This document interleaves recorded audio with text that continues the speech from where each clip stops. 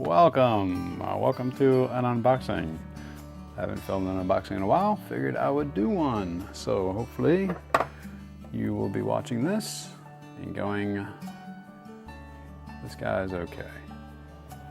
This guy, Rob, is all right. This is coming away of the Works in Smoky Mountain of Knives, or Smoky Mountain Knife Works. It'll be all complicated and technical. And I have no idea how to open this box because this is like taped all the way around. They did a job on this, but we'll get through this, I promise. I hope. I've never had problems like this on opening a box. This box is interesting. It's very interesting. It's packaged like it came out of Colombia. No bull. Oh, hey, we did it. Oh, cool. Oh, look at that. It like kind of folds open. All right, Smoky Mountain. Got this to me quick too. And it was like under 100 and I didn't pay shipping. So let's get that out the way here. And whoo. All right. See what I can show you. What I can't. Okay, there we go. Okay, I'll get that invoice out of the way there. What do we got? Cool, I like that. St. Bowie, patron saint of blades. Well done, touche. Smoky Mountain Knife Works. That is cool. That is cool. Check out that sticker. That is, I like that. Okay, of all their stickers, that is my favorite one to date. Very nice. And like Smoky Mountain, a bunch of ads for a bunch of stuff like the Franklin Mint. If y'all remember those. We grew 127 tomatoes. It's good for you. Now you can too, or your money back. Yes. Oh, they promised the money back, right? Seeds in there. Trash. And it says, build your credit fast. How much do they get to put all that in there? Interesting. Okay, get rid of that. Let's get back to business. All right, there we go. It's like Christmas in April. Nasty clean. Get the funk out of here. Oh. All right, Smoky Mountain. Good Lord, they make an unboxing experience, don't they? And more packing paper. Nicely packed, nicely done, nicely taped. Kudos to Smoky Mountain for that one. I don't know what this is. I got a whole bunch of them. I think they're patches for, like, what for? Gun cases, tactical bags. I don't know what else to use those for, but that is cool. Nasty clean. And then my patron, St. Bowie. That's going to go on a knife case or another case somewhere. And the meat and potatoes here. We got the Boker. It's a Boker. This one was interesting. So I just happened to be looking through my eBay saved list, or my eBay list, and saw this on there from Boker, USA. And I was like, oh, hey. Is that a good price? I started looking through. And I realized quickly that Boker USA did actually like kind of liquidate these at a decent price on eBay, and I missed it because I'm a slacker. Just like my father was a slacker. I'm a slacker too. Okay. I'll never be anything but a slacker. Okay. So, anyways, looking around, I saw these had prices anywhere from like 100 to like 125, I think, maybe even 150. And then I went on Smoky Mountain, and Smoky Mountain had it for $49.99. And I thought, Rob, you deserve this. $49.99. I'm not one into Bokers, but this one was interesting. It's weird because Boker, for the most part, is not my cup of tea. But I'm going to show you the Bokers I have. And when a Boker catches my eye, it's pretty unique. And I like them. I just realized I forgot to grab a couple Bokers. So there will be a cut in this video, and I will grab those Bokers. Okay. Boker coming in the nice padded case. If you've got a Boker. I don't know if they all come like this. Most of the upper more expensive ones do. I don't know if the cheapy ones do, but Boker Plus. So, I don't know if Plus is a USA line or they're not made in the USA. I don't know why they call them Boker USA, and they're made in one of the Asian countries. But there we go. Stonewashed. Stonewashed handle, stonewashed blade, like a thumb disc type thing, and big and cool looking. It's just really neat looking. The Surge. I don't know if that's the designer, Serge Panchenko design, maybe. I don't know. I could probably look it up. But you know what? For a kind of budget carry, because I only paid $50, so I consider it kind of budgety. Even though it's like $100, but I think it's D2 and steel handle, so that is going to be. Is that D2? What does that say? Is that the model number? Yeah, D2. Okay, so it says D2 on this side, and this side must be the model number. Can you read that? I can't read it. I should really put my glasses on before I record videos, but that would be too much like making sense. So whatever that says, it's the number there. But no, nice stonewashed handle, steel handle, not titanium that I'm aware of. Pretty sure that's steel. Oh yeah, steel. Guess what the blade's made out of? You're not gonna believe this, but it's steel. Those are the moon, crescent moon, thumb disc, the half disc. What would you call that? Is it still a thumb disc if it's like half like that? Or is it like a thumb? Yeah. Got a captive, looks to be a captive pivot.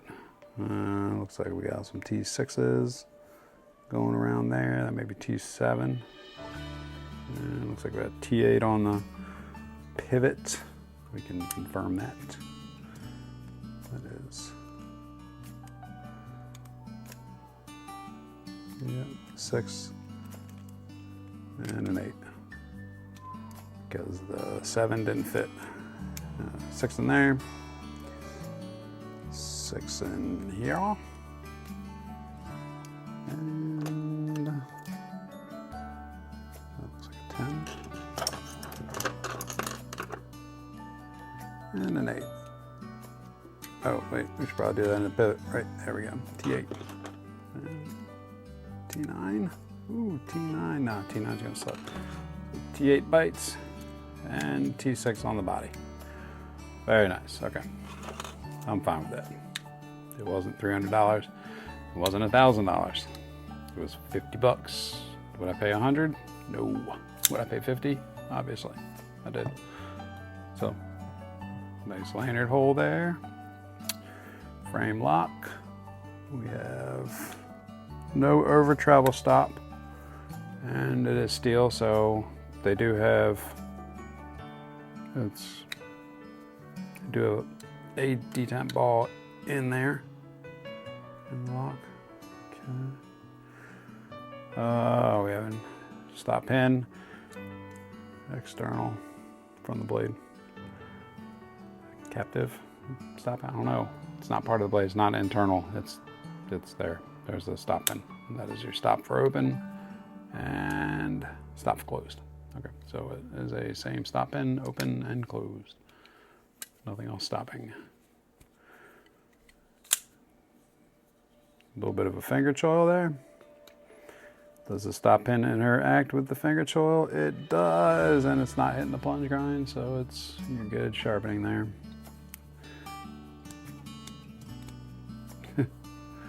Some jimping up there, not a front flipper.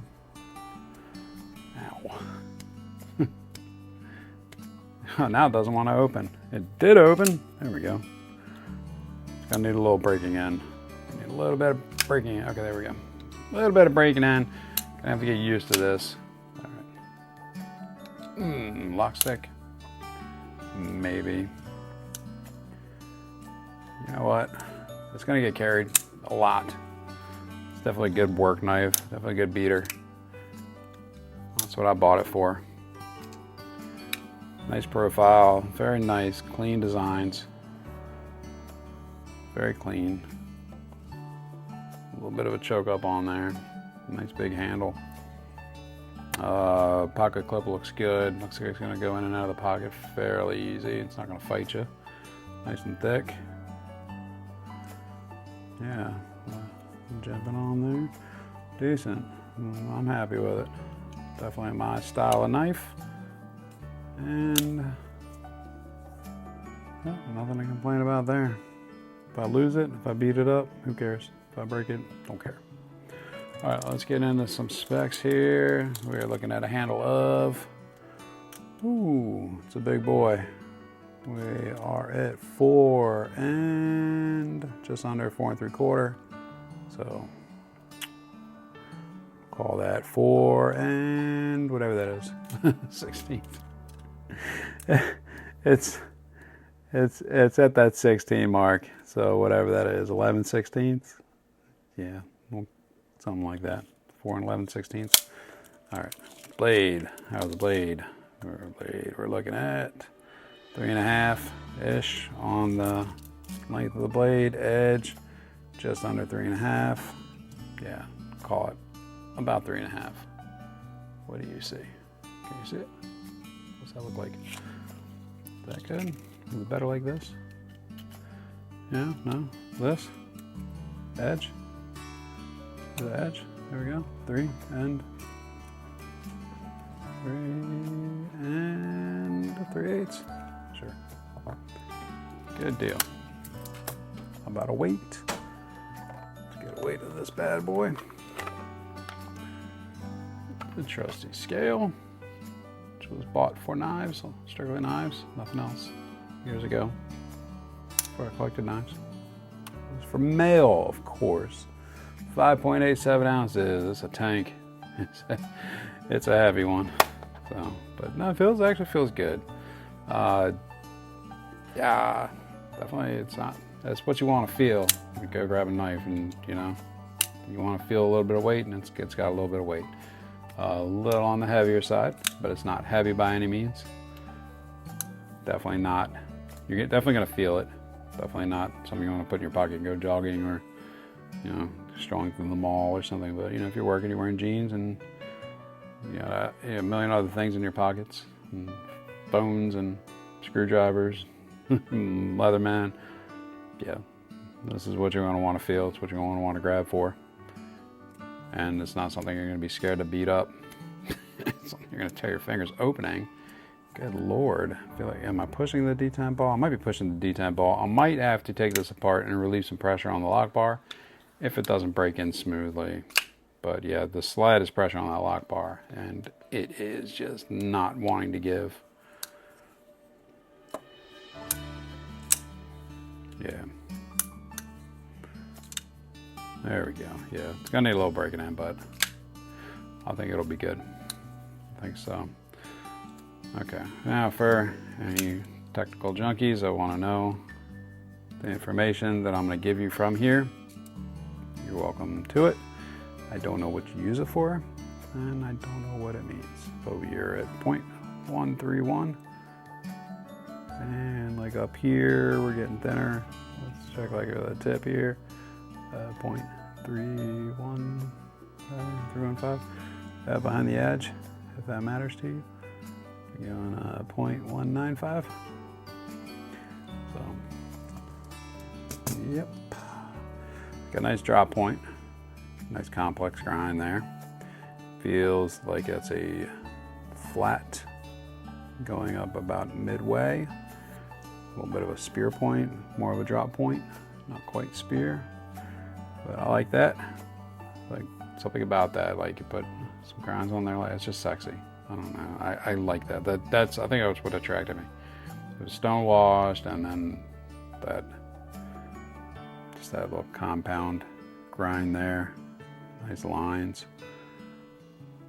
Definitely feels flat. And looks flat. Looks like a flat grind. Yeah. Not a super slicer, but Doesn't always have to be, right? If we found that one perfect EDC knife that did everything, and then, I mean, other people could use that as an excuse of why would you need another? Why would you need more than this one of the same caliber gun? Because it's what makes it fun. Okay, so here is the Boker Spitfire P something knife, the one that's made from the Mustang plane. That I got this one secondhand, and I'm very sus about it because I'm talking like a Gen Z, very suspicious about it, because there's supposed to be some etching on the blade. This is like damasked, and everything looks right. I mean, I have no reason to think it's counterfeit. It's somebody messed with it. It was really gunky when I got it, and hard to open. I really had to clean it out. It just still feels kind of weird, and the writing's not there. It's got a weird detent, a little sticky on the detent, but I'm gonna shut up and put it there for you to compare. And there we got the M4, because the M4, right? The tank one, and the mast. Which is that beautiful, beautiful knife. I would recommend this one all day, every day. Would I recommend carrying it? Hell no. It's way too expensive to be out there like beating up and carrying it. This is a beautiful masterpiece of a knife.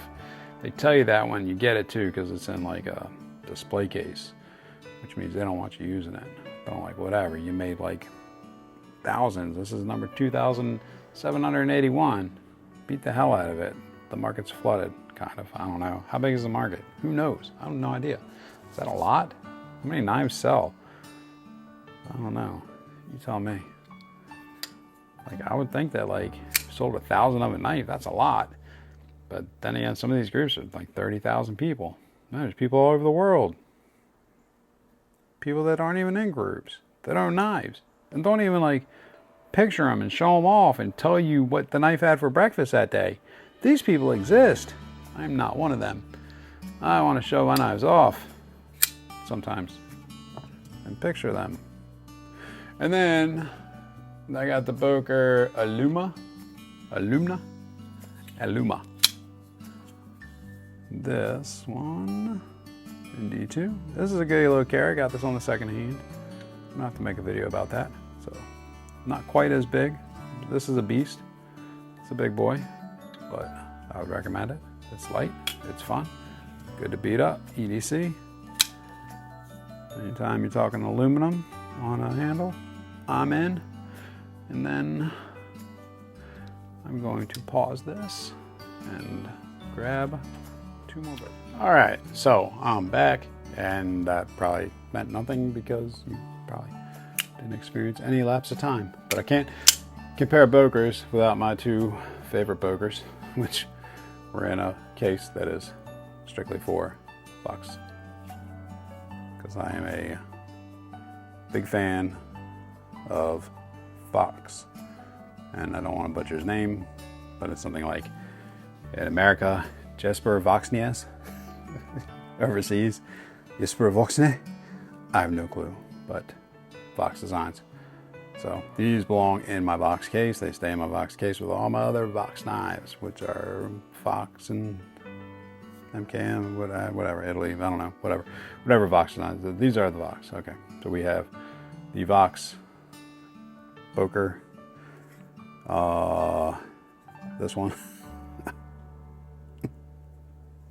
and this one, the carbon fiber. This one is an S35 yen with titanium and carbon fiber. This one is steel with micarta and D2. And that's a big boy.